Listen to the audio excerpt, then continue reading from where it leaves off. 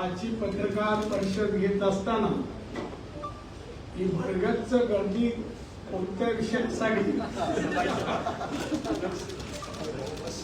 हे कळलेलं नाहीये. असू दे, थोडं थोडं असते कळेल. आजच्या पत्रकार परिषदेला उपस्थित असलेल्या भाजपच्या आमच्या नेत्या चित्राताई वाघ, श्री ओमप्रकाश चव्हाणजी, श्री नवनाथ भट, उपस्थित सर्व मान्यवर, सुरुवातीला सांगतो की आजची पत्रकार परिषद मी मुंबई बाहेर असताना 31 तारीखला दिल्लीला रामलीला मैदानावर एक सभा झाली आणि त्या सभेमध्ये बरेच नेते यांनी भाजप आणि माननीय पंतप्रधान मोदी साहेब अमित शहा यांच्यावर टीका केलेली. त्या टीकेला उत्तर द्यावं आणि टीकाकारांची वैयक्तिक अवकात काय याचं मूल्यमापन करावं या हेतूने मी ही पत्रकार परिषद घेतली. मी मुद्दाम काय आकडेवारी सुरुवातीला सांगतो. उद्धव ठाकरे आता मुंबईत बैठक वगैरे घेत नाही. मुख्यमंत्री असताना 2.5 वर्षात 2 दिवस मंत्रालयात गेले, नाही तर मातोस. पण आता रामलीलाला मात्र जातात आणि त्यांची त्यांचं आघाडी झाली आहे, त्यांच्या बैठकीला उपस्थित राहतात. शिवसेना उद्धव ठाकरे खासदार 5, आमदार 16, येणाऱ्या निवडणुकीपर्यंत 16तले 10 पण अजून 5 राहतील, 10 राहणार नाही. अशी व्यक्ती त्या मैदानावर जाऊन कोणाविरुद्ध बोलावं? देशाच्या पंतप्रधानांवर. तुझी राजकीय उंची काय, बौद्धिकता काय? मुख्यमंत्री झाला म्हणून एवढं? अरे आमचे बीजेपीचे 303 आहे खासदार, 303, आणि तुझे 5 आहे. चटणी पण नाही पानावर घालायबद्दल. काय बोलतो? याने जे काय या ठिकाणी बोललेलं आहे मी सगळं मुद्दा मांडलाय. याने आमच्यावर केलेली टीका भाजपवर, आमच्या पंतप्रधानांवर एवढ्या खालच्या शब्दात त्यांनी केली की म्हणे यांना पंतप्रधान मोदी यांना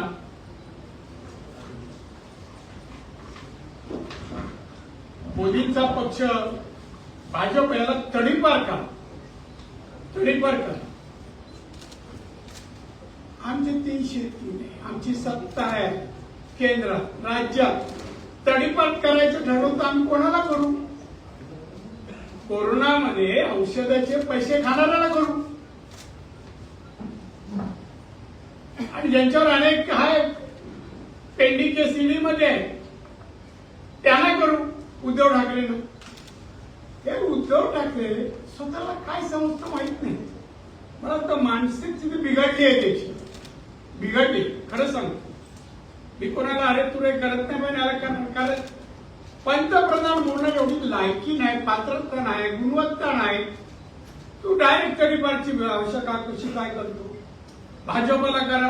अरे आम्ही जगामध्ये सर्वात मोठा पक्ष भाजप आहे आमचा, जगामध्ये, इंडियामध्ये नाही. जरा माहिती घे ना. नुसता सामना वाचू नको, बंडलबाज संपादकांचे लिहिलेले लेख वाचू नको, बाकीचे पण वाच. आणि त्यामुळे त्यांनी जी टीका केली आहे, भाजप हा भ्रष्ट पक्ष.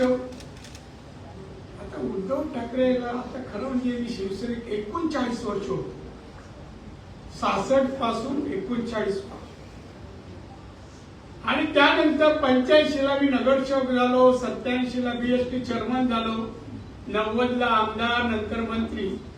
हे पद आल्यानंतर आम्ही जेव्हा मातोश्री भेट द्यायचो खाली यात कधीच नाही जायचो, प्रसाद तर घेऊन जावंच लागत. अरे तुला दिलेले आता तू आमच्याकडून का प्रत्येकाकडून जे काही मागत होता तो भ्रष्ट पैसा नव्हता, काळा पैसा नव्हता. काय नोकरी करतो, काय बिझनेस आहे हो मातोश्रीच्या? उद्धव ठाकरे, आदित्य ठाकरे काय बिझनेस आहे? सामना. कोरोनामध्ये सगळी प्रिंट मीडिया तुम्ही सगळे माहित आहे, सगळे लॉस आणि बंद पण पडले, प्रिंट मीडिया बंद. आणि त्या काळात त्या 2 वर्षात करोड रुपये सरप्लस प्रॉफिट मध्ये सामना. हा काळा पैसा व्हाईट नाही केला, नाही केला, सुटला नाही. इन्क्वायरी आहे, योग्य वेळी करणार. पण तू मोदींवर बोलायची नैतिक अधिकार नाही. हे 10वं वर्ष आहे. मोदींनी केलेली कामं जरा आठव. मोदींच्या काळात मोदींनी गरिबांसाठी केलेली कामं आठव. कोरोनाच्या वेळेला गरीब लोकांच्या घरात चूल पेटत नव्हती, पोटात अन्न जात नव्हतं, तेव्हा मोदीजींनी 80 कोटी लोकांना, गरिबांना धान्य मोफत देण्याची योजना सुरू केली. आजही सुरू आहे, आजही सुरू आहे. तू कोणाला 5 पैसे देतो, 5 किलो धान्य पाठवलं त्या काळात स्वतःच्या पैशाने? आतापर्यंत मॅडम तुम्हाला सांगतो, हा आमच्या बरोबर एखाद्या देवळात आला ना तरी पहिले पैसे काढून त्याच्या वतीने मी त्या भटजींना सांगितलं. खरं सांगतो, मी अनेक वेळा जायचो सिंधुदुर्गात, त्याने पैसे टाकायची जाणत नाही ती किती असो, 5 रुपये असो, 500 रुपये असो. भ्रष्टाचार बोलतो भाजप, भ्रष्ट पक्ष. अरे शिवसेनेत यांनी कुठलं कारखाना सुरू केला नाही, काही नाही केलं. तसं मुद्दाम का आठवणीस. एक दिवशी मी घरी मातोश्रीला गेलो, साहेबांना भेटलो. बाहेर येतात हे साहेब भेटले. साहेब आणि मर्सिडीज घेतली, जरा बघा ना, पहा ना, मला गेलो, पाहिली, छान, अभिनंदन. मी आपल्या कानात इन्कम टॅक्सला दाखवलेच का रे? नाही, काय बोलले मर्सिडीज केली इन्कम टॅक्स, म्हणजे पैसे कुठले दिले असे विचार का? याला माहित नव्हतं. मी माझ्या सीए कडे नेलं आणि माझ्या सीएला सांगितलं तू ऑफिशियली दाखव नितीन जोशी सीएचं, अनेक वर्षाचे. असा व्यक्ती असे आरोप करतो आमच्यावर. अजून जोक आहे, भाजप हा ठग्यांचा पक्ष बनलेला आहे. हा शब्द कोणाला बोलावं हे त्याला माहित नाही. अनेक वर्ष आमच्या सोबत राहिला, मग तो पण ठग्या होता ना, आलाही सोबत होता युतीमध्ये. मग हा पण तसाच होता काय? आम्ही त्याच्यातून बाहेर आलो, हा अजून ठग्यामध्येच आहे. असं म्हटलं तर देवेंद्र फडणवीस यांनी मणिपूर 5 चित्रपट बनवावा. देशाची जनता भाजपला ठग वाटते का? मणिपूर देवेंद्रला आणि लडाखला जायला सांगतो का? मग आता नुकतेच देवेंद्रजी लडाखला जाऊन आले. जाऊया म्हणजे काय?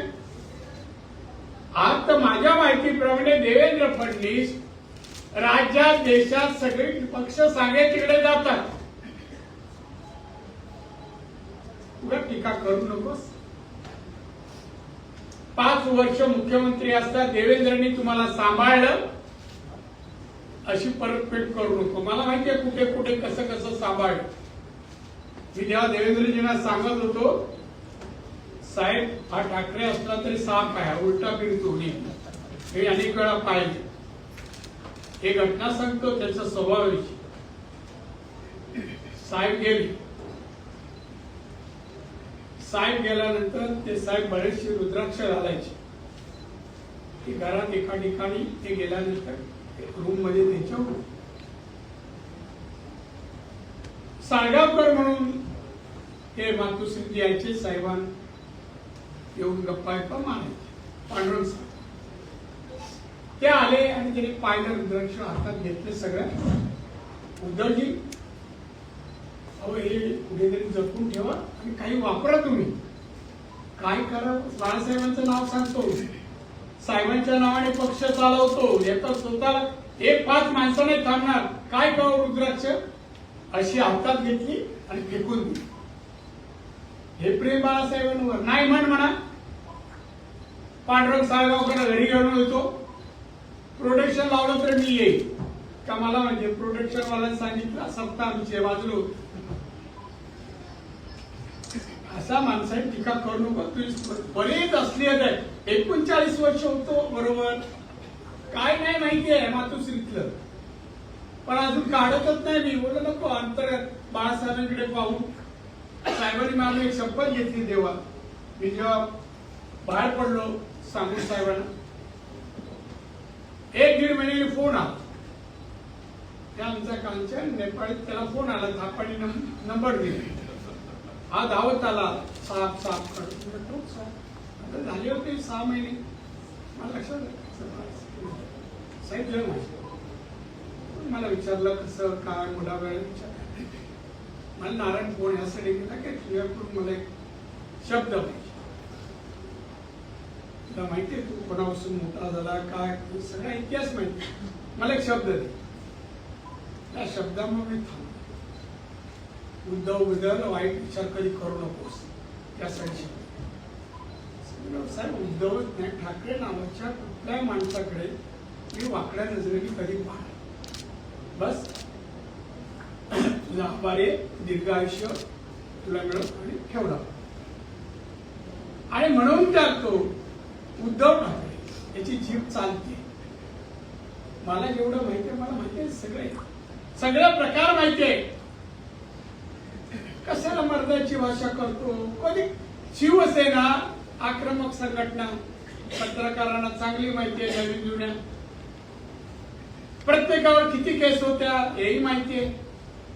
मी नगरसेवक फॉर्म भरायला गेलो, 32 केस होत्या. 32. उद्धव ठाकरेने एवढ्या वर्षात शिवसेना उभारी घेत असताना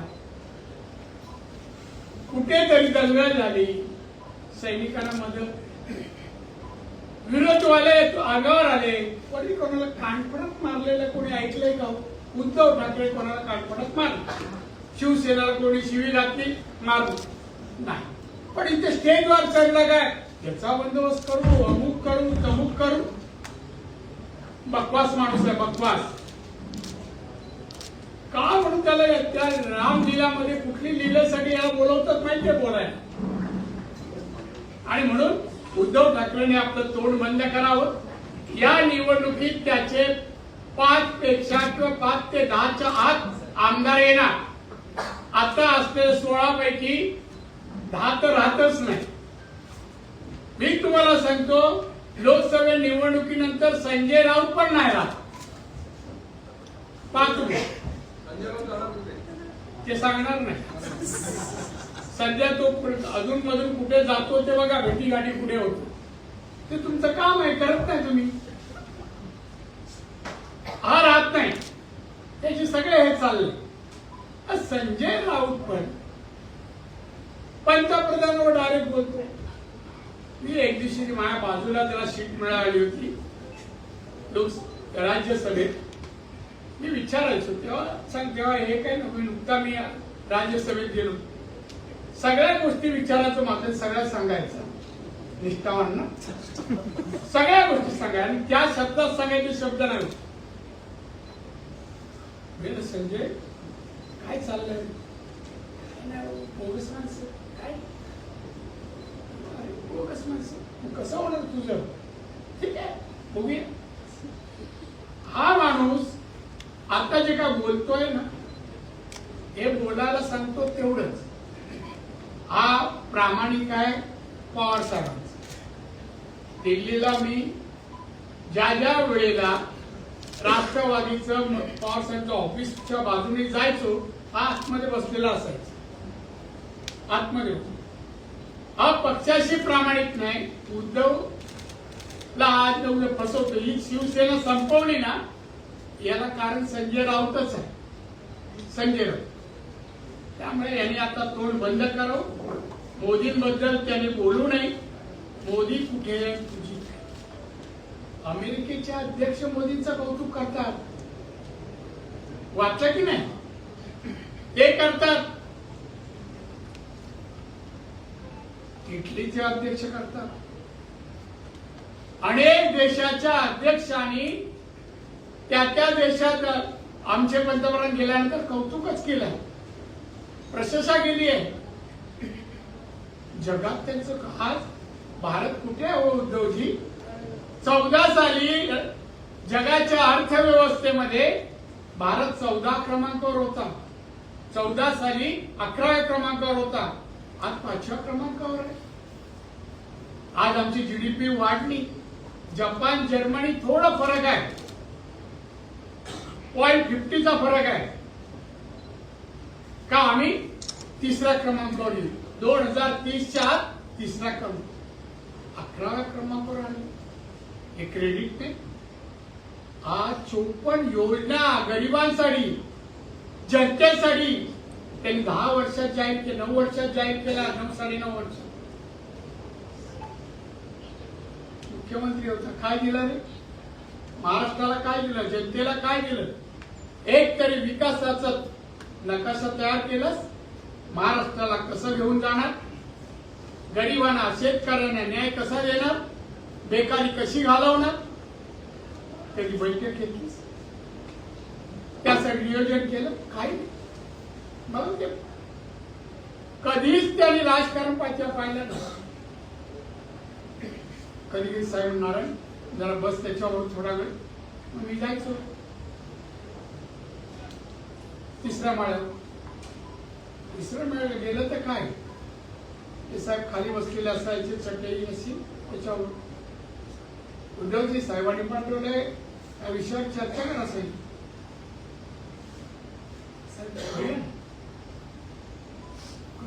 सांगा तुम्ही, मी येतो.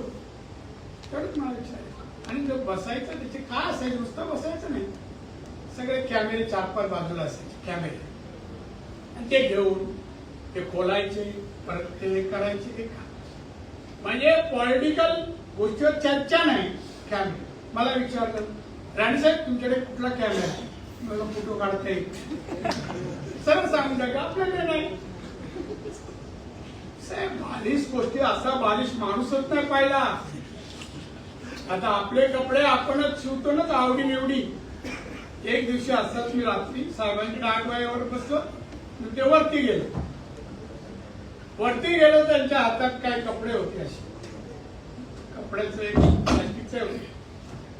म्हणजे साहेब काय आहे?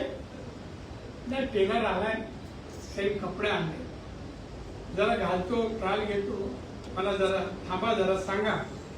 शर्ट पॅन्ट आणली, घातली आणि आली. कसं वाटतं? साहेब तुम्हाला शोभत? मला पण विकेटच घ्यायची होती, घेतली ती दाखव. त्यानंतर जॅकेट, सदराला घातलं, जॅकेट घातलं, तुम्हाला शोभा दिसत. त्यानंतर त्यांनी सदरा लेगा तो आता इथपर्यंत असतो ना, खाली इथपर्यंत, दुसरं काय घालायची गरज नाही खरं विकी रस्त्यावर, पण इथपर्यंत तो घालून माझ्यासमोर उत्तम दिसतच नाही कोण. मला सर तुम्हाला उत्तम शोभून दिसतो, हाच घाल. परमनंट झालं. त्याला माहित नाही मी का होते ना, आरशात ते जाऊन बघायला आपण कसं दिसतोय. असा उद्धव म्हणे गप्प बस, घरी बस, आता राजकारण तुझं संपलंय, पुढच्या वेळेला तडीपार होशील तर उद्धव ठाकरे मातुश्रीचा होईल, मराठी माणूस होणार नाही, तू होशील. त्यामुळे आता गप्प बस. त्यानंतर आमचे राहुल गांधी, हे राहुल गांधी आता त्यांच्याकडे पाहिल्यानंतर किंवा ती यातायात करतात ना, यात्रा त्या चालतात ते मला खरं हसू येते. त्या कुठल्या एंगली पॉलिटिकल लीडर वाटतं? तुम्हाला वाटतं काय तो असं असं ते जाऊ दे. त्याने आज का परवा मला एकाने व्हिडिओ दाखवला, साहेब हा व्हिडिओ मला आश्चर्य झालं. कुठे तोंड घालायचं ते पण त्याला कळत. एक लीडर काँग्रेसचा तो पाहिला नसेल नाही म्हणून हसला असता. भयानक व्हिडिओ. आता निवडणुकीत आम्ही लोकांना दाखवतो, हे बघा काँग्रेस पाहिजे बघा. आज असा माणूस तो आम्ही काय म्हणतो, की लोकसभेच्या निपक्ष निवडणूक झाली तर भाजप 180 जागा लढून मिळणार नाही. आणि आमचे 300 आहेत, 303 आहेत, तुझे 45 सेक्रेटरी आहेत, त्यांना 50 आहेत. 50 तुला 54 पाहिजे होते. विरोधी पक्ष नेता मिळाला 54. विरोधी पक्ष नेता काँग्रेसचा नाहीये सभागृहात, गटनेता जो आपल्या अनेक वर्ष सत्ता करूनही 65-70 वर्ष काँग्रेस सत्ता 50-55 सीट आणू शकत नाही. दुसऱ्याला 180 तुला काय मिळतात ते बघ ना. बघ. आणि ह्या सर्वांमध्ये त्यांनी मॅच फिक्सिंग करत आमच्या संघातील 2 खेळाडूंना तुरुंगात पाठवलं. तुरुंगात का पाठवले बाबा? तुरुंगात गेले का म्हणून गेले? असेच पाठवले का? रामलीला मंदिरात दर्शनाला गेले, पकडलं आणि टाकलं का जेलमध्ये? नाही. आता त्यांचे काँग्रेसचे खासदार आहेत आमच्यावर राज्यसभेत, त्यांच्या घरी ईडीने रेड केली. काय मिळालं? 350 कोटी कॅश. 350 ही कॅश मिळाली. म्हणजे आमचे अमितभाई सांगत होते, अहो मशीन कमी, काही बंद पडल्या, पैसे मोजता. आणि असे अरेस्ट झाले, जेलमध्ये गेले. दुःख वाटतं राहुल गांधींना. दुसरे का त्यांचे नेते आहेत, त्यांच्या घरी रेड झाली, त्यांच्याकडे पैसे मिळाले, तेही पण जेलमध्ये आहेत. केजरीवाल आहेत, त्यांच्याबद्दल दुःख वाटतं. म्हणून एकत्र बदल रामलीला का जमले? सगळे दुःख विरोधी पक्षांनी ईडीवाले एकत्र या, दुःख व्यक्त करा. एकाच्याही डोळ्यामध्ये पाणी नाही. का केजरीवालला असंच टाकलं आतमध्ये? देशात लोकशाही आहे, कायदे आहे. ते प्रकरण मी काल आलो तो वकिलाकडून समजून घेतलं. मी केजरीवालने काय केलं आणि त्याने किती रुपयाचा भ्रष्टाचार केला, त्याच्यासारख्या एज्युकेटेड एक अधिकारी होते ते केला. आता गेले आतमध्ये. समर्थन करतोय राहुल गांधी त्या सगळ्याच. राहुल गांधीने आम्हाला विचारायचं आहे, का हो राहुल गांधी मोदींवर बोलता? मोदींनी 9-10 वर्षाचे काम आणि कार्य केलं, भारताला जागतिक पातळीवर नाव मिळवून दिलं. आज भारताचे पंतप्रधान जगाच्या पाठीवर एक जागतिक दर्जाचे नेते म्हणून ख्याती मिळवली. त्यांच्या विरुद्ध बोलता? तुम्ही कधी या स्पर्धेत त्यावेळेला खासदार होते ना, मी सोनिया गांधीला भेटलो, मी तिथे होतो. मॅडम त्याला मंत्री बनवा, त्याला शिकू दे झाला. ह्याने दुसऱ्या दिवशी बाहेर प्रेस का सांगितलं, गांधी घराण्याचे लोक मंत्री नाही बनते, प्राईम मिनिस्टर. आता नुसते इंडिया भारताचे सगळे रस्ते नितीन गडकरी रस्ते बनवत जातो, त्याचा दर्जा हा तपासत जातो कसा झालाय. काय माणूस आहे हो तुम्ही? नेते आहात, काय डिग्निटी, लोक पाहतात तुमच्याकडे. काय दाढी होती आणि मग काय जसं वागण्याने चालताना वगैरे काय फोटो आहेत माझ्याकडे. काही लोक त्यांचे तो आणून देतात, त्यांच्या नेत्याला तेच लोक बदनाम करतायत. आणि त्याच्यामुळे राहुल गांधीला, उद्धव ठाकरेला आणि संजय राऊत तर बस झालं, तुझं एंड होता. आता तू नवीन घर शोधतोय, तिकडे जा, सुखी राहा. पण साध्या लोकप्रभामध्ये होता ना माणूस, सामन्याला येण्यापूर्वी लोकप्रभाला होता. माननीय बाळासाहेब ठाकरे आणि उद्धववर त्याला खासदार बनवलं नाही, ते प्रतीश नंदीला बनवलं. म्हणून या भाषेत बोलला ते अंकपणे एका याच्यात मी प्रश्न दाखवले. मी दाखवतो यांना संजयचं वाक्य दाखवतो. मी ह्या दोघांचे नाही कपडे उतरवले, नाव सांगणार आहे संजय राऊत. हे वाक्य आहे. कपडे उतरायला ठाकरे फॅमिलीचे आता त्यांचंच खातो आहे असा माणूस आहे, कृतज्ञ माणूस आहे. त्यामुळे त्यांनी आता गप्प बसाव. राहुल गांधी आणि उद्धव ठाकरे, तुम्ही अधिक असे बोलत राहिला त्या निवडणुकीत ना, इटलीपासून भारतापर्यंत सगळ्या गोष्टी पोटसकट आहेत. एवढ्या खालच्या थरावर मी कधी जात नाही आणि वैयक्तिक टीका पण मी कधी एवढ्या वर्षात आजमध्ये विरोधी पक्ष नेता होतो पण मी कधी नाही. पण म्हणा तुम्ही ह्या पत्रिकेवर अरे तुरेवरून पीएमडीएम ला अमित भाईना बोलला ना, समोरचा माईक पण एक विषय राहणार नाही एवढं लक्षात ठेवा. मला सांगणं आहे नाही राहणार.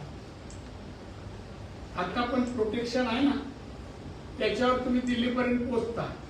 ते विड्रॉ केलं ना तर मातोश्रीचा दरवाजा उघडलाच जाणार नाही. तुम्ही इनसाइड आणि बाकी सगळे त्यामुळे गप्प बसा. राहुल गांधीला आम्ही दिल्लीलाच बोलू. सभागृहात येत नाही, आले तर 7-8 मिनिटं येतात आणि लगेच जातात. त्यामुळे बाकी ही पत्रकार परिषद ही तुम्हाला सांगतो हे ह्या तिघांसाठीच होती. जी लहानलीला मैदानावर सभा घेतली ती सभा दारुण पराभवाच्या गॅरंटीमुळे विरोधी पक्षाचे नेते बेकार बडबड करत होते. रामलीला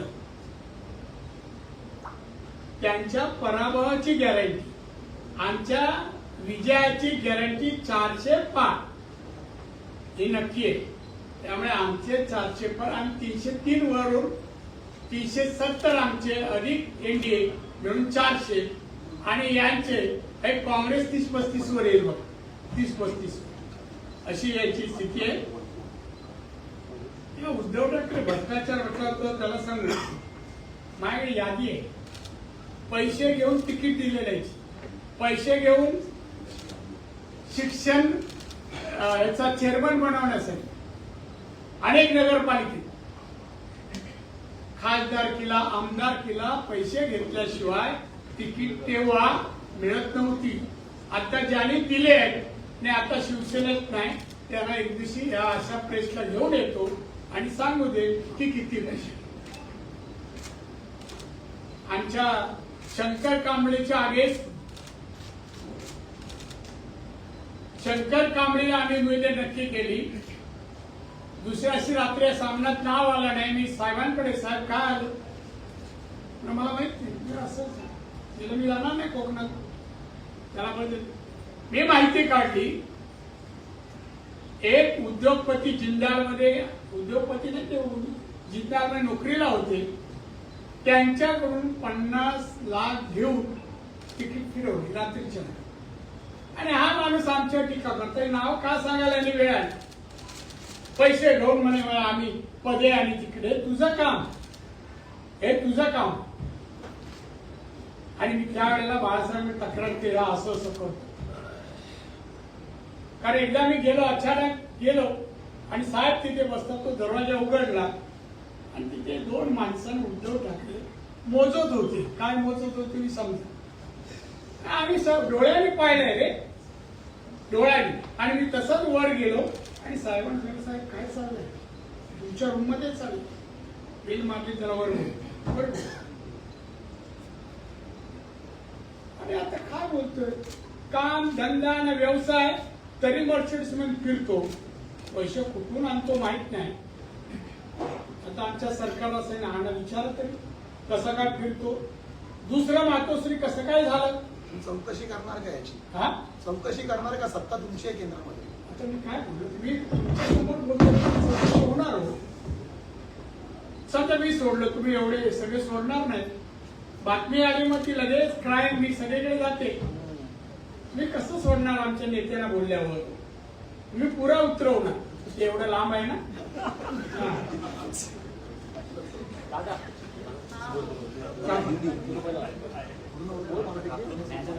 एक काही आकडेवारी तुम्हाला देतो. जागतिक जीडीपी मध्ये भारताची क्रमवारी 5 नंबरला. ऐका का, हे जरा घ्या. दरडोई उत्पन्न 14 साली 88,000 678. आता आमची 1,97,000 2 लाखाच्या घरात किती वाढली बघा. उद्धवला जरा दाखवा. सामन्याचा कोण असेल जरा मोठ्या अक्षरात लिहा दाखव द्या. संरक्षण बजेट 14च्या अगोदर 2,24,000 कोटी. आमचा आता 5,94,000 म्हणजे 6 लाख कोटी. आता मजबूत काय आहे? भारताकडे वाकड्या नजरेने का पाहत नाही बाजूची देश? त्याला कारण आहे. साक्षरतेचे प्रमाण तेव्हा 69 आता 70. आणि मगाशी मी सांगितलं तुम्हाला जीडीपी टॉप 5 देशामध्ये आज भारत आहे. आपला आता 3.46 आहे आणि जर्मनी 4.6 आहे. आपण अजून 50 पुढे गेलो तर जर्मनीच्या पुढे आपण जाणार. आणि मग जपानचे आहे. जपान पण 4.3 आहे. आपण 3रा नंबर. ही सगळी प्रगती म्हणा. बघ ही बाकी 54 ज्या गोष्टी दिल्या जनतेला, रेशन वगैरे, नागरिकांना 50% नागरिक बँकमध्ये खाती उघडली, 2.5 कोटी कुटुंबियांना घरात वीज पोचवली, 11 कोटी शौचालय बांधली, 50 कोटी लोकांची आयुष्यमान कार्ड बनवली, सुमारे 15 कोटी घरामध्ये नळाद्वारे पाणी पुरवठा केला, 8 कोटीपेक्षा जास्त घरामध्ये गॅस सिलेंडर देण्यात आले. हे मोदींनी हे एवढ्याच वाचले 54 योजना आहेत. जरा उद्धव आमच्या नेत्यांनी केलेलं कार्य काम कौतुक करायला शब्द नसतील ना तरी तू अशा रीतीने तडीपार बिडीपार बोलू नकोस. जनता तुला तडीपार करेल एवढी लोकप्रियता मोदींची आणि भाजपची आहे. जनता तडीपार करेल आणि तो वेळ जवळ आलेला आहे. डोळ्यासमोर 40 आमदार गेले, तू काय करू शकला नाही. 16/10 वाटेवर आहे काय नाही. त्यामुळे तडीपार तू होणार. त्यामुळे आमच्या नेत्याला बीजेपीला बोलत जाऊ नको. रामलीलाला जातोच ना तिकडे, दिल्लीला तुला बोलवतात. मराठीत आपण म्हणतो ना दाणेला देतो. कत्तलखाना साईडला जातात ना दाणेला द्यायला. तसं तुला रामलीलाला थांब जा. दुसरा राहिला माझा स्वतःचा प्रश्न.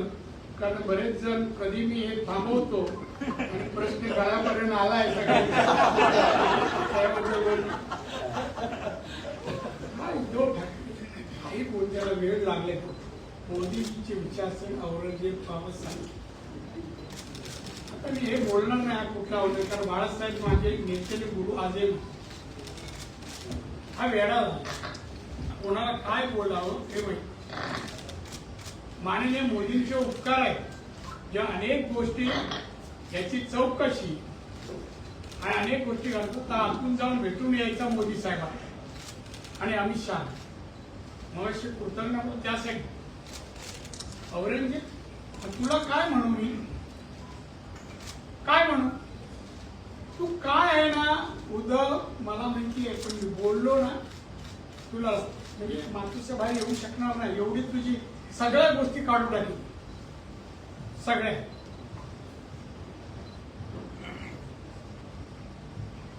साहेबांना मोदी आवडायचे. अनेक वेळा उल्लेख करायचे मोदींचा. चांगला नेता आहे. ते गुजरातचा मुख्यमंत्री पण असतात. अरे चांगला म्हणू नको, पण असं काय औरंगजेब हा क्रूर होता.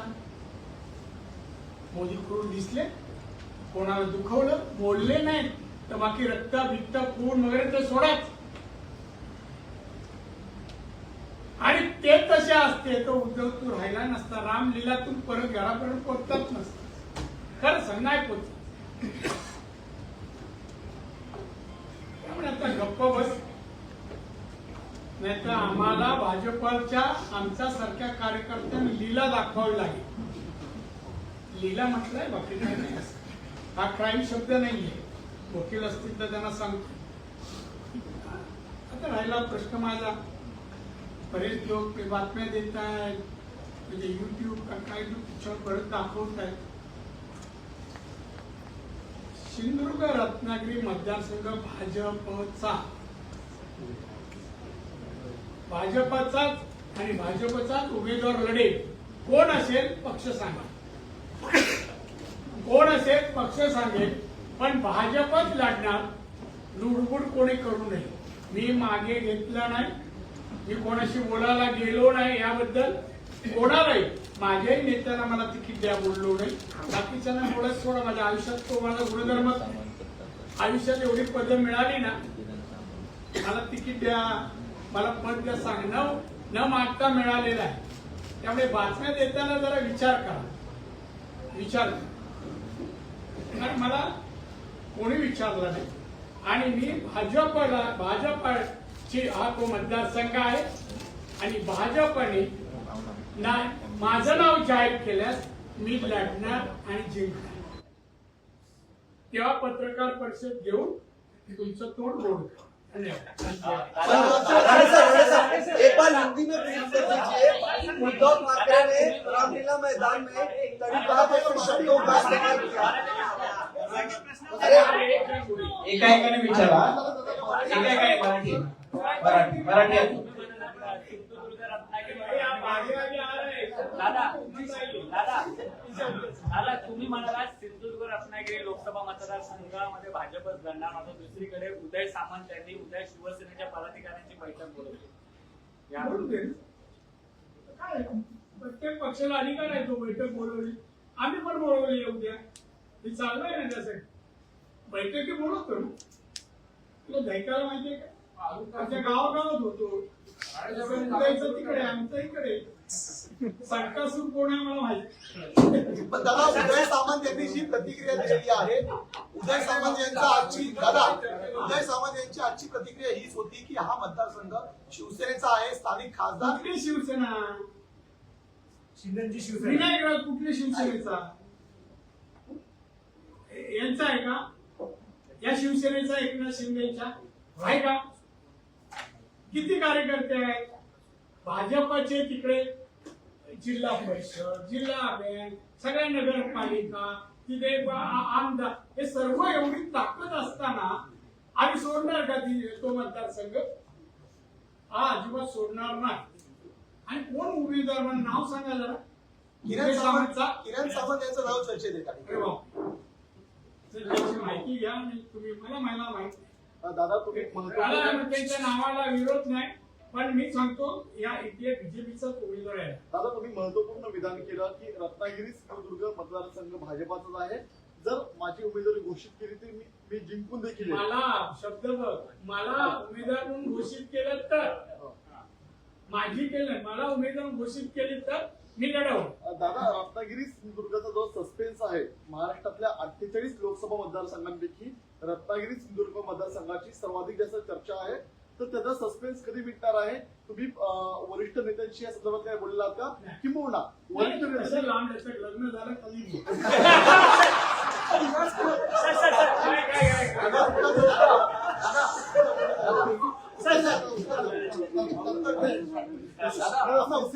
स्पेसिफिक प्रश्न आहे.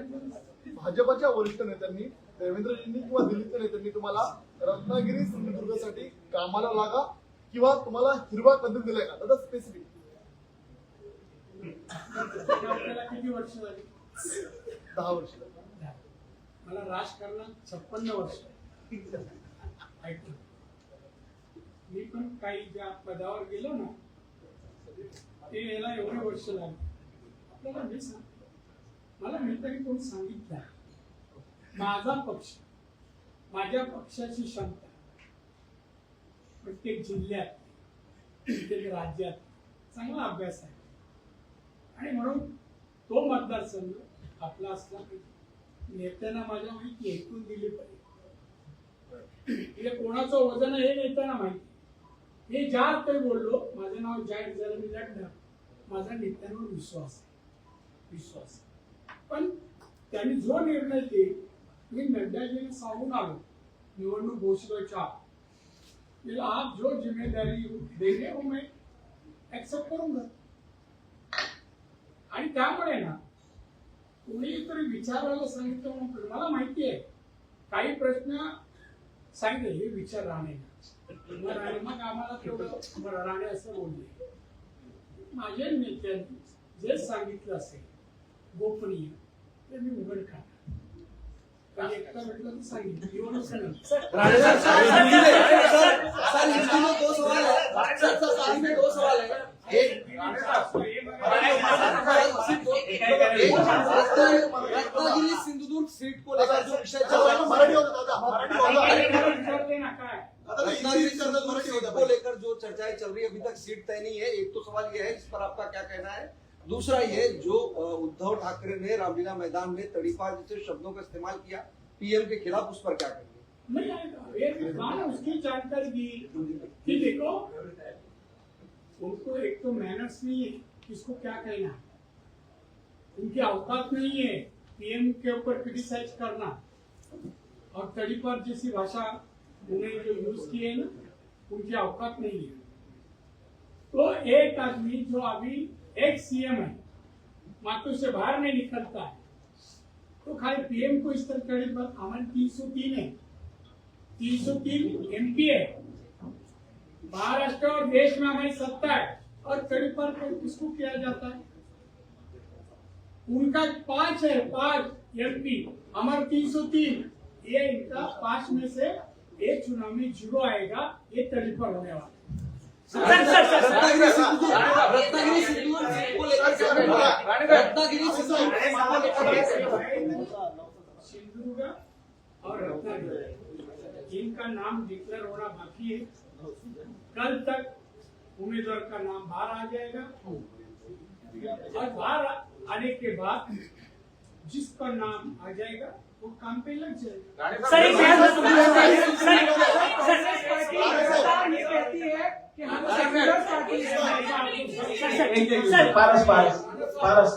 सर कांग्रेस पार्टी लगातार ये कहती है कि हम सेक्युलर पार्टी है। इस बार जो लोकसभा चुनाव के लिए उन्होंने उम्मीदवारों की सूची जारी की है उसमें एक भी मुस्लिम समाज के व्यक्ति को ऐड नहीं किया गया है, वो एक भी सूची में उनका नाम नहीं है और बीजेपी पे लगातार ये कहा जाता है कि वो सेक्युलर पार्टी नहीं है और मुसलमान जो वर्ग होता है उनको वो आगे नहीं लाते हैं। क्या कहेंगे आप? मगर हम तो मुस्लिमों को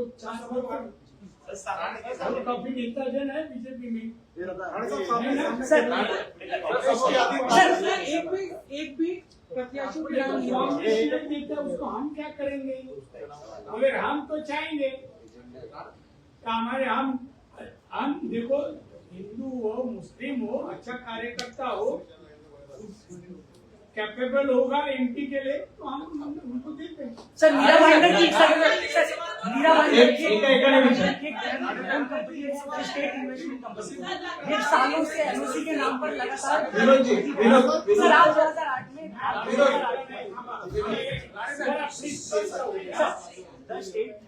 the state investment company Mira Bhayandar की कंपनी है, एनओसी के नाम पे सालों से मीरा भाईंदर के लोगों को ठग रही है। 2008 में आप रेवेन्यू मिनिस्टर रहे थे, अब राधाकृष्ण विखे पाटिल ने जांच के आदेश दिए हैं, क्या कहना चाहेंगे? मुझे मालूम नहीं हर कंपनी ऑर्डर मैं 12 साल रेवेन्यू मिनिस्टर था तो 12 साल में जिसको अनुमति दी मैं क्या डायरी रखा है क्या लिस्ट रखा है मुझे मालूम नहीं है। जानकारी लेगा और आगे के रेवेन्यू मिनिस्टर ने जांच किया वो करने दे।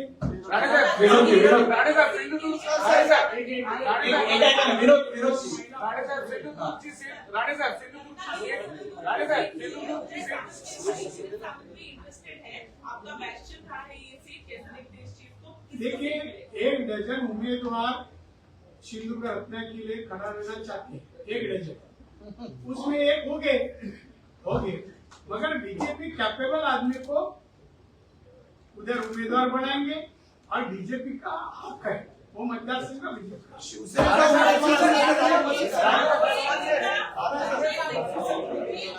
आपके नेता संजय सिंह को बेल मिली है, ईडी ने इस बार अपोज भी नहीं किया है। आपके नेता संजय सिंह को बेल मिली है। सर आम आदमी पार्टी राज्यसभा सांसद संजय सिंह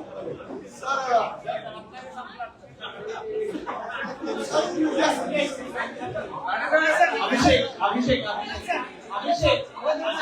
एक प्रश्न विचारो। अभिषेक से जुड़ा ही सवाल है कि बीच में किरण सामंत ने वहां पर एक प्रस्ताव पास किया था कि अगर किरण सावंत को सीट नहीं मिलती है तो वो वहां पर बीजेपी के उम्मीदवार का समर्थन नहीं करेंगे। एनसीपी और शिवसेना के कई लोगों को लेकर के वो रत्नागिरी इस तरीके का प्रस्ताव, इसको कैसे देखते हैं? कैसे देता? अच्छा देखिए, कोई भी खड़ा रहेंगे, कुछ भी करना हमें फर्क नहीं पड़ता। हम जिले में हो गए ना, तो इस टाइप को वक्तव्य उसके करके बताए। विनोद जी, आज जाएंगे, कल जाएंगे, उसके बाद में आप उनको फोन करो, जरा बाहर आके जरा बात करो। विनोद जी, विनोद जी,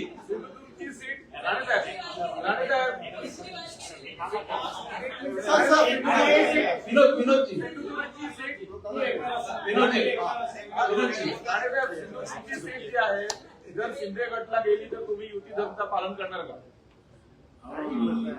भाजपात आहे आणि भाजप आतापर्यंत युतीचा धर्म पाळत आणलाय आणि मी ज्या पक्षात असतो 99 नाही 100% असतो. मी 99% नसतो, 100%. त्यामुळे पालन करणार. राहुल आता तुम्ही उद्धव ठाकरे आणि त्यांच्या संपत्तीबद्दल उल्लेख केला.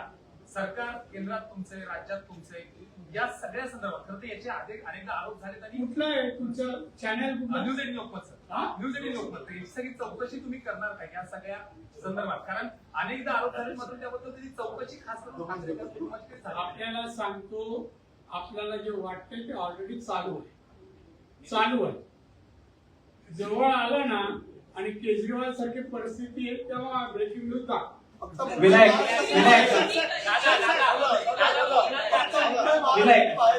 भाजपचे खासदार उन्मेष पाटील नाराज आहेत. त्यांनी आज कोण? उन्मेष पाटील ठाकरेंची भेट घेतली आहे. आपले उमेदवारी दिली नाही म्हणून ते नाराज झाले आणि आज उद्धव ठाकरेंची मातोश्रीवर भेट घेतली. उद्या ते प्रवेश चांगलं करणार आहे. आहे. प्रवेश करताय. आम्ही नाकारल्यानंतर गेले ना, तर उद्धव ठाकरे वर्णी लावतात तर पडायला कोणतरी माणसं पाहिजे ना. उद्या तुम्ही सिंधुदुर्गात आहात आणि उद्या सिंधुदुर्गात आहात तुम्ही, अशी चर्चा आहे. जोरदार शक्तीप्रदर्शन करणार. उद्या प्रचाराचा दावा फुटणार आहे का लोकसभेच्या? आज्ञाधारक आहे मी. बातमी आल्यानंतर ना बोलणार.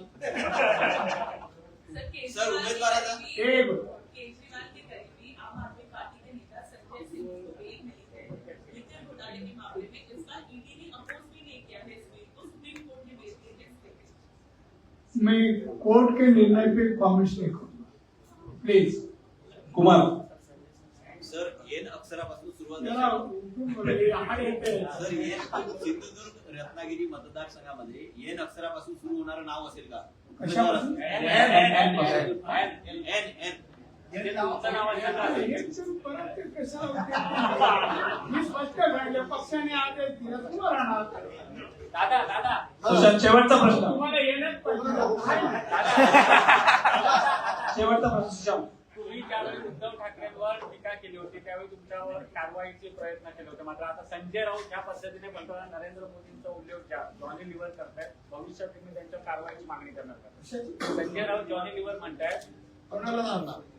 मोदी संजय संजय राऊत संजय राऊत त्यांच्यावर काही कारवाई करणार नाही, कारण पंतप्रधानांचा अपमान करतायत. माझी कारवाई वेगळी असेल, सरकार वेगळी. त्याला एवढी हिंमत त्यांनी करू नये. जॉनी लिव्हर काय ना तर त्याला आपण दाखवू. त्यांनी आरशात स्वतःचा पुढं बघा. शेवटचा प्रश्न सूरज. संजय राउत प्रधानमंत्री को लेकर कभी उन्हें तानाशाह से तुलना करते, कभी औरंगजेब से उनकी तुलना करते, तो कभी जॉनी लीवर से तुलना करते हैं. तो इस तरह की भाषाओं का प्रयोग करते हैं. तो क्या बीजेपी आने वाले समय में इसी तरह से उन्हें जवाब देगी या फिर जवाब देने का कोई अलग रास्ता ढूंढेगी? जो तरीका है ना, उस तरीके से हम जवाब देंगे. कोर्ट कचहरी से भी देंगे कार्रवाई करके, और आप जो चाहते हैं वो भी करेंगे. चला, सर्व